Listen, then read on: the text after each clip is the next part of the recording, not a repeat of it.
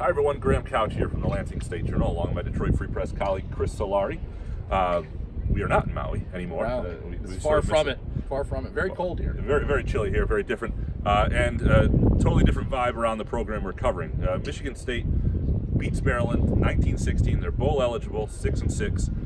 But this was not a virtuoso performance. I guess it was quintessential of what Michigan State's become. 7 drives of 8 plays or longer, and 1 touchdown, which is very much what Michigan State football is right now. I initially called it a tour de force of ugly football, which is the exact opposite of each other. Yeah, at one point my sister was actually at this game up visiting over Thanksgiving, and I said, boy, sorry you're watching such ugly football, and she goes, it really is amazingly bad, is what her thing was. I mean, that's a barometer, right? It definitely had that feel. Well, the 50-some thousand that were announced here weren't. I mean, there was about 25,000 maybe in the stands, and kudos to them because a lot of them did stick it out throughout. It could have been worse. Like it wasn't so empty that it was that jarringly empty where it really. And so I think that was important for Michigan State. This was a game though that Michigan State should have put away early.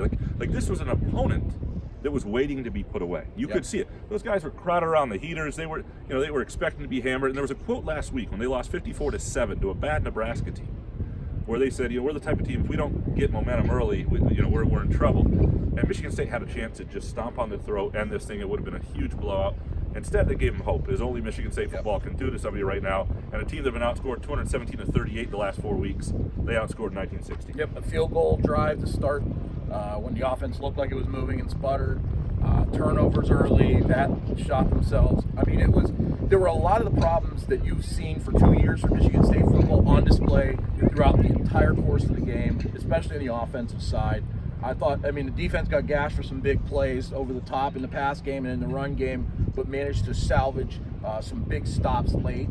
But the offense wasn't giving them any favors early. I mean, quick 3-and-out drives, the turnovers. I mean, there was a point where it seemed like Michigan State's defense was on the field for most of the first half. And Mark D'Antonio even pointed out, it was a big stat that Michigan State ends up winning the time of possession, 37-53, because there was a long stretch in that first half where their defense was on the field. This is the sort of game, too, and the sort of performance, fairly empty crowd, not impressive against a 3-8 team, where you really feel what the bottom of the Big Ten looks like, that can end coaching tenures. It really can. What D'Antonio has that still tips the balance is he still has the unimaginable heights a few years ago that still gives him a little bit of wiggle room with something like this. But this cannot be what MSU's program is. It just doesn't.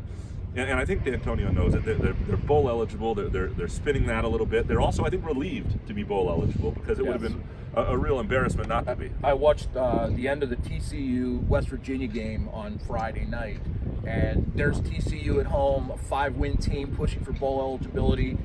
West Virginia team that's at 4 wins, not going to go to the postseason, and West Virginia knocked them off with a late touchdown pass. That's the one thing that Michigan State had. We talked about this on the pregame radio show. You want to prevent that. You don't want that to happen, and it very well could have happened here were it not for a big kick by Matt Coughlin, some big trust I thought that Mark D'Antonio had in him in playing kind of a conservative game plan at that final drive to get them into field goal range and try and milk the clock so Maryland wouldn't get another chance. And then a big stop by the defense after that. As they go forward with offense, so they've got to figure out how to make the 29-yard line, the 20-yard line, not such a Berlin Wall. Yeah. Like you've got to be able to have more creativity, just better efficiency inside there. And you get to the 4-yard line at a 4th and 1, and you hand it around to a running back 4 yards deep.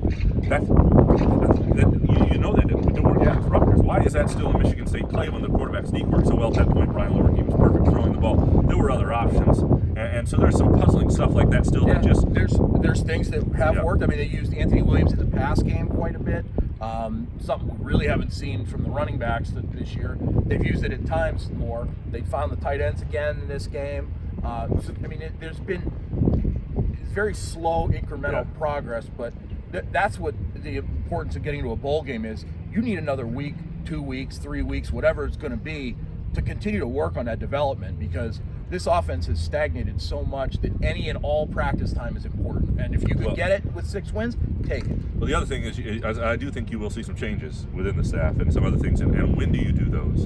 And with the early signing period now being different than it used to be, the clock is later. And so it'll be a very interesting next few weeks, I think, for Michigan State football. Well, complete coverage at freak.com, lsa.com, greenandwhite.com. Thanks for watching.